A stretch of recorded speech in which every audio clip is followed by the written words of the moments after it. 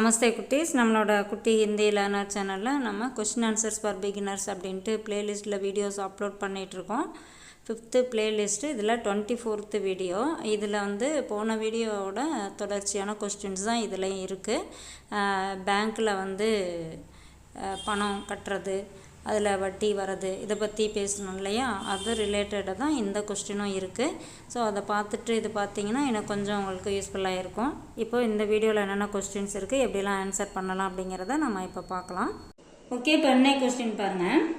क्या बैंक में कर्ज देते हैं? क्या उसके लिए ब्याज भी लेते हैं?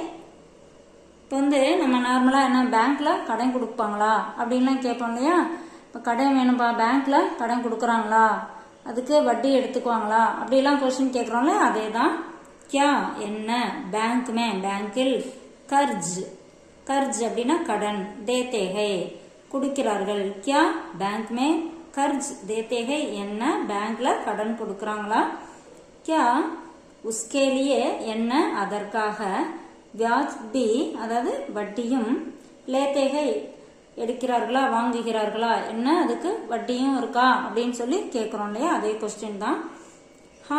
சபி பேங்க்மே ஆமா எல்லா பேங்க்லையும், கர்ஜ் பி தேத்தேகை கடனும் கொடுக்கிறார்கள், உஸ்கேலியே வியாஜ் பி லேத்தேகை அதற்கான வட்டியையும் வாங்குகிறார்கள். இப்போ நம்ம கடன் வாங்கினோம் அப்படின்னா அதுக்கு இவ்வளோ பர்சன்டேஜ் இன்ட்ரெஸ்ட் போட்டு நம்ம திருப்பி கொடுக்கணும் இல்லையா, அதை தான் இங்கே கொடுத்துருக்காங்க. கர்ஜ் அப்படின்னா கடன், வியாஜ் அப்படின்னா வட்டி. அடுத்த கொஸ்டின் பாருங்க. आपने किस बैंक में खाता रखे हैं? आप அப்படின்னா நீங்கள், தாங்கள்.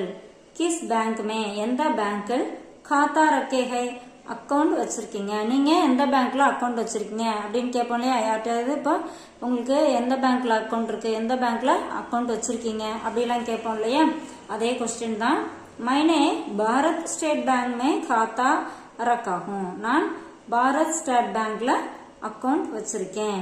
இப்போ இந்த இடத்துல இதுல பாத்தீங்கன்னா Indian Overseas bank, Canara bank, நம்ம எந்த பேங்க் நேம் வேணுமோ அதை இங்க போட்டுக்கலாம். मैं கனரா பேங்க் में खाता रखा हूँ, நான் கனரா பேங்க்ல அக்கௌண்ட் வச்சிருக்கேன்.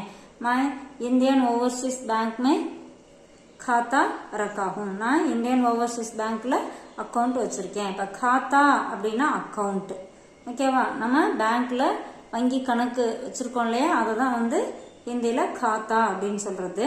இந்த மாதிரி நம்ம எந்த பேங்க்ல நமக்கு அக்கௌண்ட் இருக்கோ அந்த பேங்க் நேம் போட்டு நம்மளா சொல்லிக்கலாம். இந்த மாதிரி நீங்களா பேசி பார்த்து ப்ராக்டிஸ் பண்ணீங்கன்னா லாங்குவேஜ் ஈஸியா கத்துக்கலாம். தேங்க்யூ.